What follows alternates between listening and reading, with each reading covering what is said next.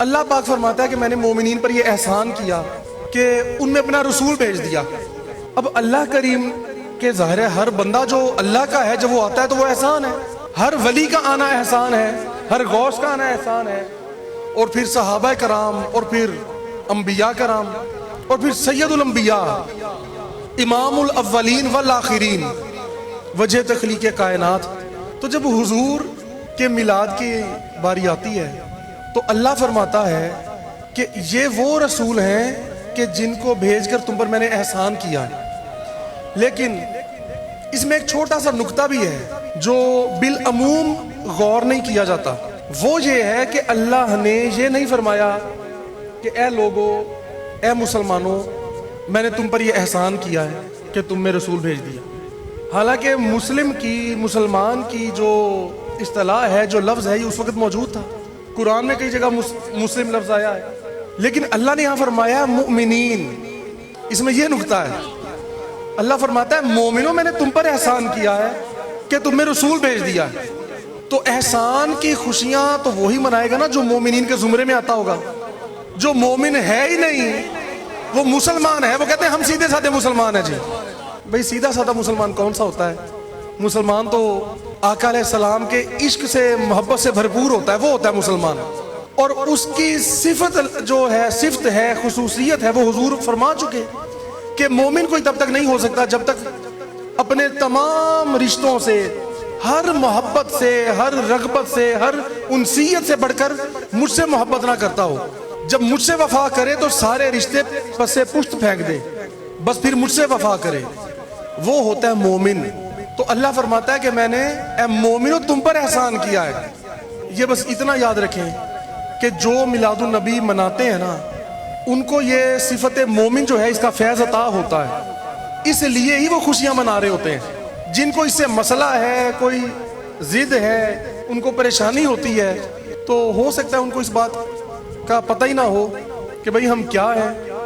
مسلمان اپنے آپ کو کہتے جا رہے ہیں، تو مسلمان تو کئی قسم کے ہوتے ہیں، جو مسلمان کہلاتے ہیں وہ لوگ کئی قسم کے ہوتے ہیں۔ حضرت احمد رضا خان رحمۃ اللہ علیہ فرماتے ہیں کہ اور تم پر میرے آقا کی عنایت نہ سہی، اور تم پر میرے آقا کی عنایت نہ سہی، نجدیو کلمہ پڑھانے کا بھی احسان گیا کہ تم اتنے دور ہو گئے، اتنے دور ہو گئے کہ تم ہر بات میں تنقید کرنے لگے، اور ایسی باتوں میں جو ہر عام انسان کو سمجھ آتی ہے، بچوں کو سمجھ آ جاتی ہے کہ یار اس میں کوئی حرج نہیں ہے۔ وہ کسی کی بات بڑی مشہور ہوئی تھی، سچی بات ہے، کہ کوئی کسی کا بیٹا تھا یا بیٹی تھی، وہ کوئی دوسرے سوچ کے لوگ تھے، تو وہ نہیں مناتے تھے، وہ کہتے تھے جی ہم نہیں مناتے یہ میلاد النبی اور یہ محافل ہم نہیں کرتے۔ تو اب کیونکہ بچوں نے باتیں سنی ہوئی تھی کہ میلاد النبی ہوتا کیوں ہے، کیوں مناتے ہیں محافل حضور کی آمد کی خوشی میں، تو اس بچے نے اپنے باپ سے بڑا معصومانہ سوال کیا۔ وہ کہنے لگا کہ ابا جان، یہ جو لوگ خوشیاں منا رہے ہیں، میلاد النبی منا رہے ہیں، اس لیے منا رہے ہیں، وہ کہتے ہیں ہمارے نبی تشریف لائے ہیں، تو ہم خوشیاں کیوں نہیں مناتے ہیں؟ وہ ہمارے بھی تو نبی ہیں، کیا ہم ان کے امتی نہیں ہیں، یا ہمیں ان کے آنے کی خوشی نہیں ہے؟ تو یہ سوال سن کر اس کا باپ پریشان ہو گیا۔ تو ہو جاتا ہے پھر انسان، کئی سوال ایسے ہوتے ہیں جو لاجواب کر دیتے ہیں۔ تو یہ ذہن میں رکھا کریں کہ یہ اس پہ ہمیں کسی دلیل کی ضرورت ہی نہیں ہے۔ یہ ایسا موضوع ہے، یہ ایسا موضوع ہے، اس پہ کسی دلیل کی ضرورت نہیں ہے۔ ایک اچھا کام ہے اور بہت ہی اچھا کام ہے، باقی اس کے دلائل کے انبار ہیں، انبار لگے ہوئے ہیں کتابوں میں اس موضوع کے۔ تو انشاءاللہ آگے وہ محافل آ رہی ہیں، سب لوگ خوشیاں بھی منائیں اپنی اپنی استطاعت کے مطابق، اور یہ بھی کوشش کریں کہ اب سے سارا مہینہ جو ہے سب لوگ جتنا تیار ہو کے آ سکتے ہیں وہ محفل میں حاضری دیا کریں، تاکہ خوشی کا اظہار ہو آپ کے لباس سے، آپ کے چہروں سے۔ تو ہر بار کم از کم یہ مہینہ کم از کم خصوصی تیاری سے رہا کریں اور خوشیاں مناتے رہا کریں۔ تو اس لیے اللہ فرماتا ہے کہ میں نے تم پر یہ جو احسان فرمایا ہے، اور یہ بھی یاد رکھیں کہ یہ صرف صحابہ پہ نہیں ہے۔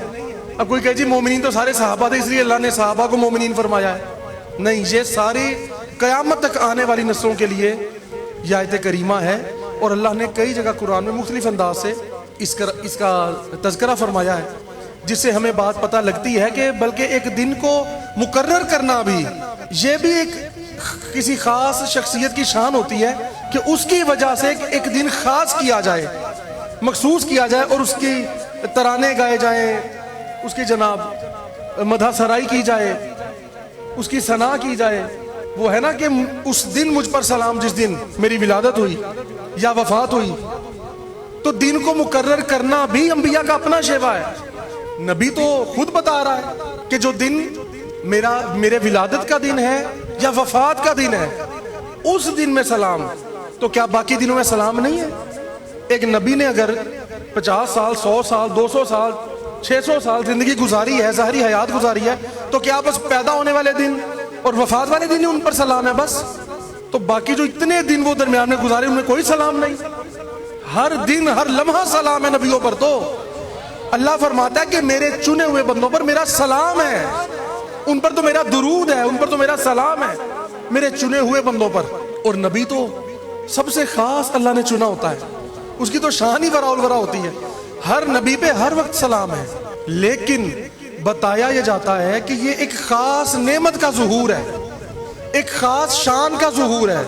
ایک نبی کی ولادت کا ہونا یا اس کا اس دنیا سے اللہ کی بارگاہ میں پیش ہو جانا. جب وہ دنیا میں آتے ہیں تو دنیا والوں کے لیے عید ہوتی ہے، اور جب وہ دنیا کو چھوڑ کے اللہ کی بارگاہ میں جاتے ہیں تو پھر ان کے لیے عید ہوتی ہے. تو اس لیے اب ہم اس دن غم تو نہیں، غم کو منانا نہیں چاہیے.